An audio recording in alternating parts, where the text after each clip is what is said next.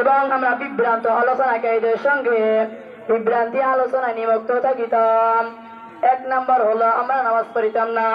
নবী করিম সাল্লাল্লাহু আলাইহি ওয়াসাল্লাম বলেন, ইফতাহুল জান্নাতিস সালাহ, নামাজে বেহেশতের চাবি। আমরা যদি নামাজে না পড়ি কিভাবে বেহেশতে প্রবেশ করিব?